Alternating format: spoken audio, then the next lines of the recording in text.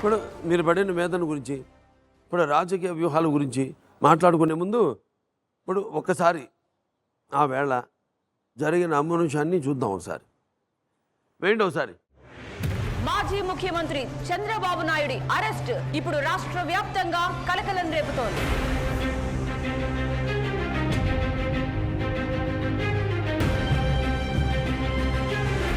ఎఫ్ఐఆర్లో నా పేరు లేదు, ఇప్పుడు మీరు అరెస్ట్ వారెంట్ ఇచ్చారు. మరి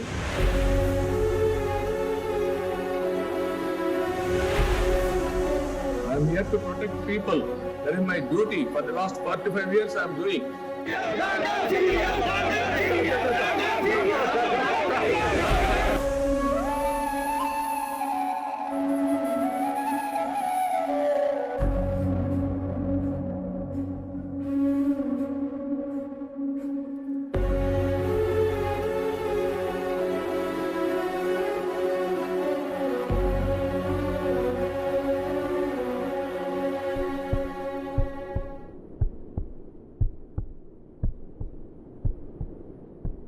భారతదేశంలో ప్రతి రాజకీయ నాయకుడు, ప్రతి ప్రజానాయకుడు కదిలిపోయాడు, కన్నీళ్లు పెట్టుకున్నాడు. ఏమిటి అమానుషాన్ని ప్రశ్నించారు. ఇప్పుడు ఇది ఎప్పుడు జరగనిది, చూడనిది, జరగకూడనిది. ఇప్పుడు మీకేమనిపిస్తుంది? ఓసారి బాధ, ఆవేదన, సంఘటన నేను ఎప్పటికీ మర్చిపోలేను. ప్రజాక్షేత్రంలో నంద్యాలలో మీటింగ్ పెట్టి అక్కడి నుంచి నేను నేరుగా బస్ దగ్గరికి వచ్చి ఆ డే కార్యక్రమం పూర్తయింది. ఇంకా రాత్రి రెస్ట్ తీసుకునే సమయం.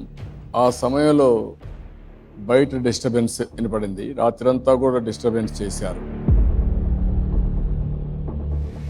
తెల్లవారితో కిందికి వస్తే ఎలాంటి నోటీస్ ఇవ్వకుండా అరెస్ట్ వారెంట్ ఇచ్చారు.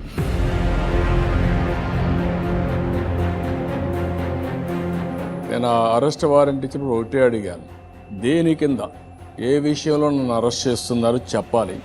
మీరు అది చెప్పకుండా అరెస్ట్ అంటున్నారంటే వాళ్ళు చెప్పింది ఆ రోజు వారెంట్ ఇస్తున్నాం, తర్వాత నోటీస్ ఇస్తామని చెప్పే పరిస్థితికి వచ్చాను. అన్కాన్స్టిట్యూషనల్.